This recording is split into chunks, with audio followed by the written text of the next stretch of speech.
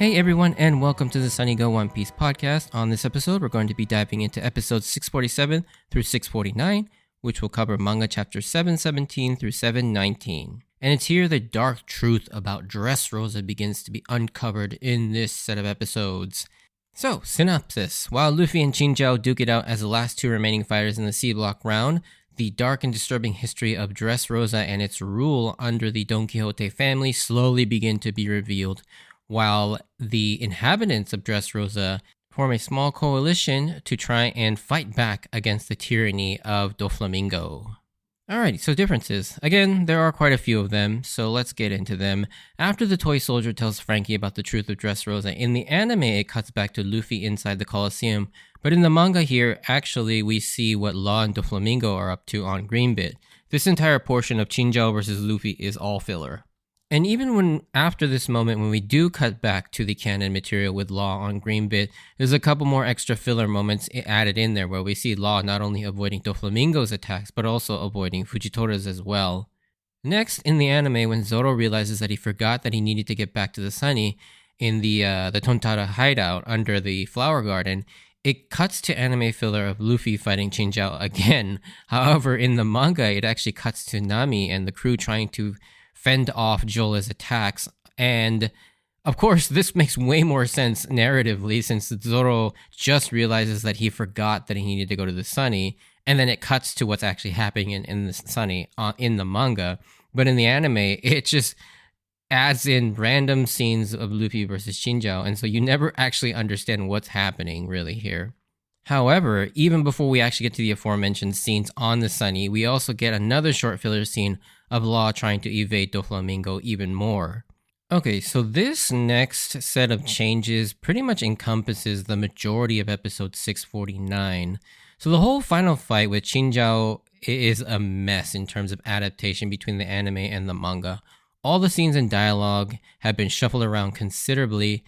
So at the beginning of episode 649, there are more filler fight sequences added between Luffy and Chinchou, including a move where we've never seen before called the Jet Stamp Gatling, which kind of doesn't really make any sense to me, really.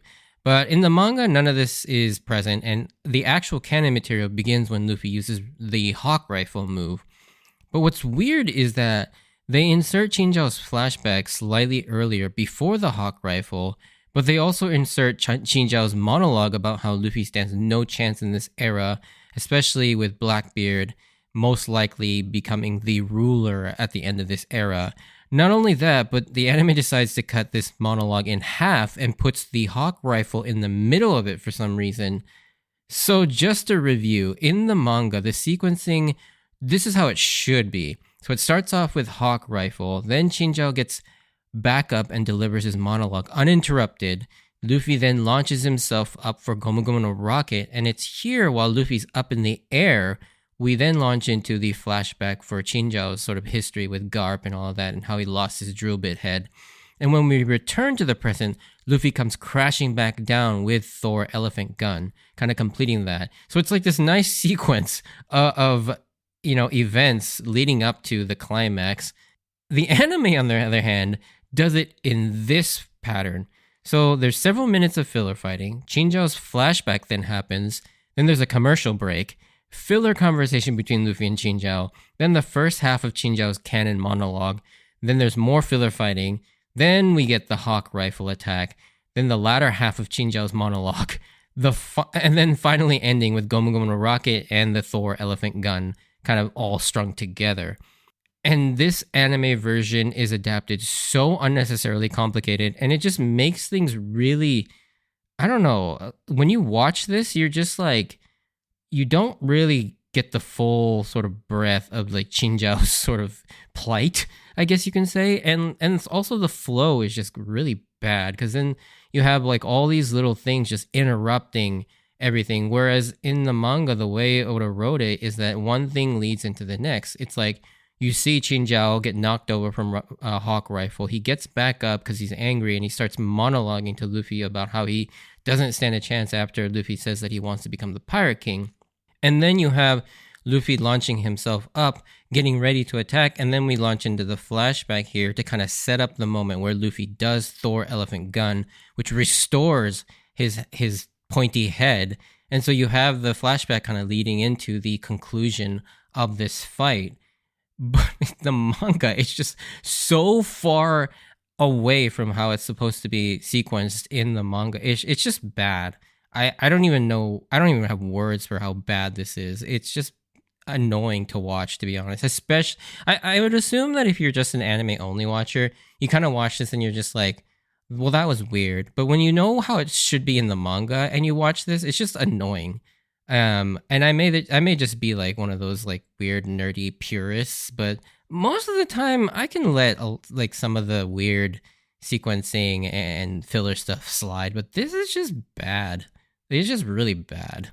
Anyways, enough of me ranting. Let's get into the episodes themselves. So like I said, this episode begins with Chinjao and Luffy, and the first line uttered in this set of episodes is very interesting because it kind of reframes what Conqueror's Haki is and how one comes to potentially possess it. This is when Chinjao asks Luffy how he came to acquire Conqueror's Haki and what kind of king he dreams of becoming. And of course, Luffy answers the Pirate King. But the interesting part is that in order to even have the potential to possess Conqueror's Haki, your ambitions apparently need to be as lofty as wanting to become king of something. I'm sure this isn't meant to be taken literally, as there are people that don't necessarily want to be king who possess Conqueror's Haki, while there are plenty of people who want to become king that don't possess it exist as well. However, Chinjao directly relates it to someone's will of wanting to be king, but I think this exchange makes a lot more sense if you refer to Conqueror's Haki by its secondary or literal translation as Supreme King Haki. So in Japanese, Conqueror's Haki is called Haoshoku no Haki, or Color of the Supreme King Haki. Ha being supreme and O being king, so Hao. Shoku is just color or type of color.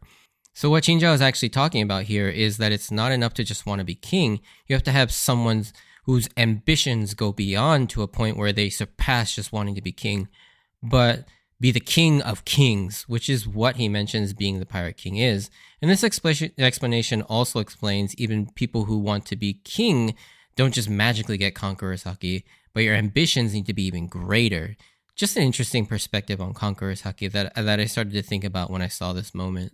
Also, that little exchange about Rayleigh just shows what kind of guy Chinjao was in the past. Like, this guy really was kind of a powerhouse back in the day, not to be afraid of Garp, as well as just to kind of brush off the mention of Rayleigh. Most people, even former pirates, are at least a little taken aback at the mention of the Pirate King's former right hand, but Chinjao's response is, that guy's still alive, eh? In a very condescending and dismissive tone. At this very same moment, Sanji and Kinemon eventually run by the Corrida Colosseum and see Luffy on the big screen fighting Chinjao, but realize they need to relay to Luffy the information that the Marines are waiting for any outlaws who come out of the stadium, led by another newly introduced Vice Admiral, Bastille this time. And I don't really go into him too much right now, but I do kind of want to talk about Bastille and Maynard and kind of the entirety of the role of the Vice Admirals at a later point in this arc, because after this arc, it's become very apparent that the Vice Admirals serve a very specific role, and I don't quite like the direction it goes in. Anyways, later on, we return to the fight after trading a few blows. Chinjao finally goes on to explain why he has such a grudge with Garp, and by association, Luffy as well. Turns out it's about Garp robbing him of his prized drill head. This explanation is pretty much typical Oda silliness, I feel like, taking a strange physical trait and making the character weirdly proud of it. However, in this case, it serves a purpose in that it's the key to accessing a vast treasure that's hidden under a massive sheet of what's called crystal ice that can only be broken through by applying a great deal of force in one very centralized spot, which is actually how you easily break like a car window if you ever need to escape a car or something like that. However, without this pointy head, he's no longer able to access the treasure, as well as just his own fighting strength, after Garp somehow smashes it down with his Haki-infused fist, which I guess is funny. But Oda presents this story in a wholly genuine and serious way, but if I were to explain this story without any context, it just seems like the most ridiculous and stupidest story ever. Although, practically speaking, like, where did that drill point go? Like, biologically speaking, was that all muscles and tissue? So it was able to be smashed down? Or did Garp, like, alter this man's skull? Like, I don't quite understand what happened here. In any case, this is a situation that we've seen time and time again where Luffy comes up against someone that hates Luffy because of Luffy's lofty dreams and are annoyed by it due to they themselves becoming jaded at the fact that they've had their dreams kind of stripped from them and taken from them, and basically go around spreading this jadedness all over because they can't bring themselves to dream anymore. And so what does Luffy do? He somehow gives them back their dreams, albeit most of the time it's not intentional. And he does this here with Chinjo as he attacks him with the upgraded version of the elephant gun attack. Just like Red Hawk was infused with fire, Luffy is now able to somehow infuse his Gear 3rd attacks with lightning, and he calls it the Thor elephant gun. And I seriously don't have an explanation for this at all. Like, unlike Red Hawk, I can somewhat explain that. Maybe it's due to the immense amount of heat that Gear 2nd produces, but how the hell does a rubber body remotely conduct that much electricity? And where is this amount of electricity even being generated from? Like, I understand the human body always has electricity coursing through them for things like your neurons and your nerves firing and all of that, but I seriously doubt that it's enough to weaponize like that. In any case, this attack restores Jinzhao's drill head, and everyone in the Colosseum is absolutely stunned at the return of the pointy head, leaving Luffy as the last man standing in the C block, making Lucy the winner.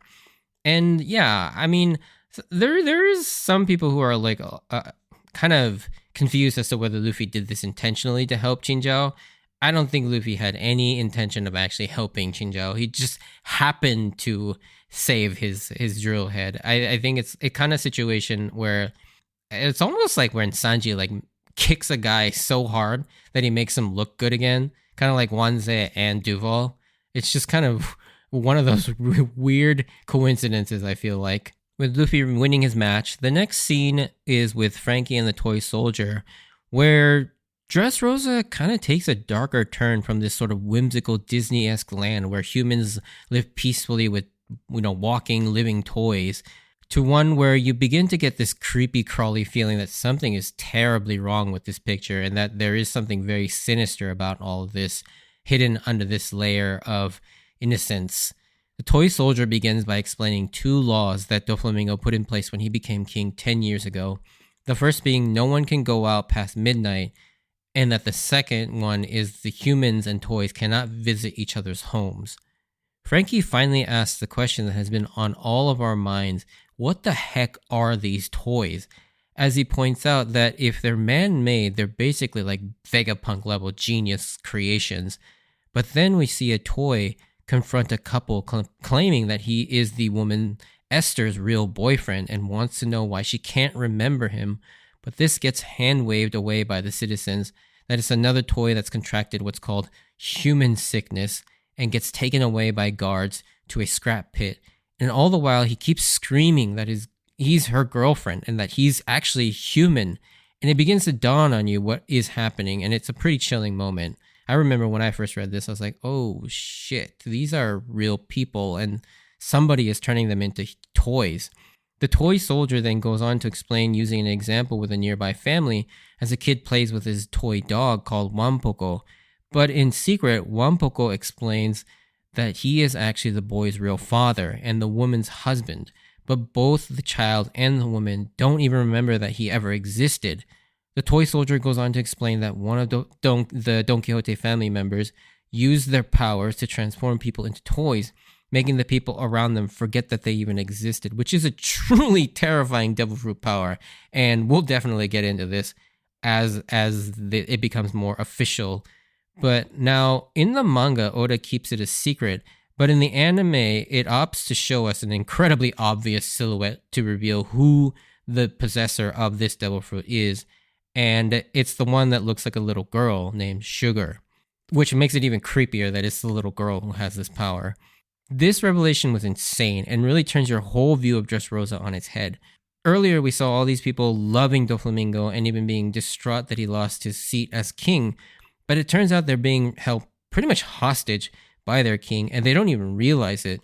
Yet again, adding to kind of Doflamingo's ability to manipulate everything, tying into his overall theme of his character and the devil fruit of being a twisted puppet master controlling people against their will. it's actually pretty amazing, the thematic through line that Oda has crafted for Doflamingo, and like seamlessly weaved this sort of puppet master theme into every fiber of this character and his motivations, to also how he operates and even his own power set. I think this is one of the reasons why Doflamingo is such a good villain, because everything about him makes so much sense. And once we learn more about Doflamingo, his past, and why he does what he does, it makes even more sense too. Like, and he's just such a good villain. And I can't really get into it right now because obviously it's still spoiler, but yeah, everything about the way Doflamingo and how all the things about him connect, and they're so consistent. It's pretty amazing. Not just like he's also just an evil dude. Like, he's just evil for the sake of evil, which is very refreshing compared to some of the other villains where, you know, they have like more relatable sort of motivations where it's like, yeah, I guess I can see where they're coming from. But Doflamingo, this dude is just evil. And I also just love how much he loves being evil too. Unfortunately, we don't get too much more regarding this, but Frankie and the toy soldier eventually make their way to the sunflower garden, and hidden underneath it is a secret hideout that in all likelihood connects to the green bit tunnel that we see later on. But this scene mostly is I see it more for the laughs, as we see Zoro, for some reason here, despite his goal was to get to the coast, to the sunny, and instead he's now near the center of the island, near the castle, cheering on Luffy in the Corrida Colosseum, to Frankie's surprise. And I like these types of interactions and moments because we get to see the Straw Hats just kind of act like you and me, like as friends. Zoro in this moment is just a man seeing his best friend compete in a martial arts tournament and cheering him on. It's a very human moment, especially for someone who's like as larger than life as Zoro is. The other fun moment from this scene is how they've received word from Leo and the others that they should all be on the lookout for the other Straw Hat members, and in order to maintain their cover as descendants of Noland, Usopp tells them that all their names are basically the first half of their real names, plus land at the end. So you get like Zoroland and Fryland. But Zoro and Frankie have pretty much the same reactions as Robin, and this is also a very like friend group type moment as well, where they both immediately clock that this is a lie that Usopp has concocted somehow, and they're just like, okay, and they kind of roll with it. But it's always pretty fun to like see these types of reactions where they now by this point know each other so well that they can easily tell that this was a lie created by Usopp. The one story-relevant bit of information that we get here is the revelation that the toy soldier is actually working with the Tontara to overthrow Doflamingo as well as help save Manchuri. At this point, I was starting to get excited that we'd see like a war between, a coalition of the Tontara and the army of toys all going up against the Don Quixote family along with the Straw Hats. And speaking of Greenbit and Doflamingo, back on Greenbit, Law is of course struggling with Dofi and Fujitora, while Robin and Usopp are down with the Tontara. And I love these guys, like especially Leo. That scene where the whole island is shaking due to Fujitora raining down meteorites against Law, he decides to kind of sew everything down to keep them from falling over, but he's so focused that he sews his grandmother into the bookcase, and her expression is pretty funny. I think, especially when it's just like a single frame in the manga, her mouth is just wide open, just like shocked at what just happened. And I find it so cute that they call the Straw Hat members with the land suffix, like I mentioned earlier, thinking they're all descendants from Noland.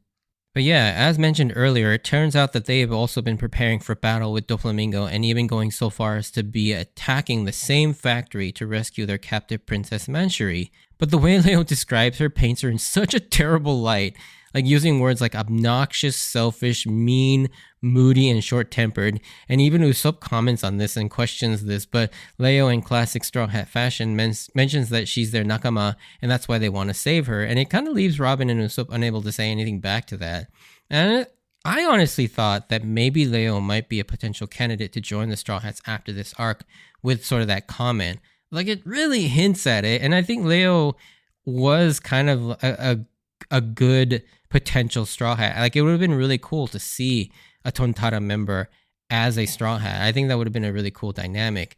And so, yeah, I got really excited for this. As they make preparations to depart for Dressrosa using their underground airport, both Robin and Usopp are very much enchanted by this sight for their own personal reasons, as Robin, of course, loves it because of how cute they all look, seeing this sort of miniature airport with all these cute Tontara people and all the cute like animals, while Usopp is really into it because they have amassed an incredible collection of rhino beetles, or kabutomushis, which we've seen many times how valuable and sought after they are by Usopp and Luffy and Chopper, to the point where they can even be seen chasing after one in the current opening, Wake Up. And it's here we're then introduced to two more prominent Tontara warriors. The first is Kabu. Now, the Crunchyroll subs translate this as cub, as in like a bear cub. While it's technically correct, this isn't really the way his name should be pronounced. It should be Kabu, as in like Kabu, which is it's a reference to the kabutomushi, which is Japanese for rhino beetle. Hence why his devil fruit is the zone type Mushi no Mi model kabutomushi, or the bug fruit model rhino beetle. He is of course the leader of the yellow Kabu squad. Next we have Bian, whose name is obviously a reference to bees, as her devil fruit is yet another bug zone, the Mushi no Mi model Suzumebachi, or the bug fruit model hornet. And she is the aviation leader of the Pink Bee Squad. And these are pretty cool devil fruits, serving as our first bug-themed zones. So it'll definitely be interesting how they're portrayed and what their power sets really involve. Although a part of me has always wondered what it would be like if a regular-sized human were to get these powers. Because one of my biggest fears has always been like a human-sized bug. So I can't imagine going up against a fighter capable of transforming into a human-sized bug, basically like Spider-Man, but looks scary due to just assuming the form of a bug. Like, can you imagine like someone the size of like Whitebeard in possession of a fruit like this? It would just be insane. Also terrifying. Additionally, they have these cute fox buses for the human-sized folks, and Oda is definitely kind of getting to flex his sort of woodland fantasy side of his creativity, kind of along the lines of the Redwall book series, if you know what those are. Oda then has the chief Gancho inappropriately pop out of Robin's cleavage for some reason. Although I don't know how you as Robin do not feel this sort of hand-sized being wriggling around in your boobs. But I mean, we'll leave it at that. But in any case, he goes on to begin to tell Robin and Usopp, as well as us, some exposition and history of the Tontara and their relationship to the Don Quixote family. But we don't quite get to hear the bulk of it, and it leaves us on a cliffhanger, and we won't for a little while. But it leaves us on this incredibly tantalizing reveal, especially in the presence of Robin. Gancho goes on to say that the history of the Tontara people and the Don Quixote family can be traced back as far as 900 years. This would mean that the Tontara people have been around since before the Void Century, and that their conflict began just before the Void Century. And it could be conceivable that whether the terrible thing that the world government did to the Tontara and the world that they wanted to cover had something to do with the Don Quixote family, especially with the fact that we now know that the Don Quixote family were one of the original 20 Kingdom bloodlines that eventually became the Celestial Dragons. Unfortunately, we don't get much beyond this, but it will be very interesting if any information on the Void Century had been passed down in the Tontara tribe. And then lastly, we get kind of a small update on the situation on the Sunny. Nami, Chopper, and Brook have somehow, despite Jola's powers, were able to take down Jola's submarine and some of her henchmen, but getting past Jola herself is proving to be very difficult with the more artistic they become, rendering their offensive capabilities inert. They now have to somehow overcome Jola quick enough to be able to head back to Greenbit to get Caesar away from Doflamingo, while Law is doing everything he can to stay alive and keep him out of their hands. But yeah, the episode ends with the cliffhanger that Burgess, realizing that Lucy is now in fact Luffy due to Cavendish and Bartolomeo's quarrel, sets up an interesting but potentially dangerous situation with a member of the Blackbeard Pirates set to fight Luffy in the next round. Not only that, the most powerful and most dangerous people left in the tournament all know Lucy is in fact Luffy and want to hunt him down, in addition to Bellamy also kind of waiting in the shadows for his chance to kill Luffy as well. And this sets up a very tense situation where Luffy has to beat these people, not just for the meta fruit, but also for his life. It will be interesting to see how the D block will end up, although narratively speaking, it seems like Cavendish will most likely be the victor of that block. But there is the factor that Rebecca is also a very prominent character, and is also part of that block as well.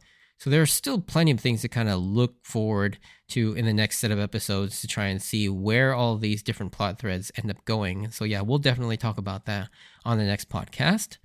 But yeah, if you did enjoy this, send me a comment or like. And if you want to join me on this journey of rewatching One Piece, please consider subscribing. I really appreciate that. Check out my Instagram at SunnyGo Podcast for updates on when I post new episodes and manga collection pictures. And like I've always said, just listening to the podcast is enough support for me. But if you feel like supporting me a little extra, you can always check out my Buy Me a Coffee profile found on the website, but not required whatsoever. And as always, I wanted to thank you for taking the time to listen to my podcast. No spoiler section today. Stay safe out there, and I hope to see you on the next episode. Bye!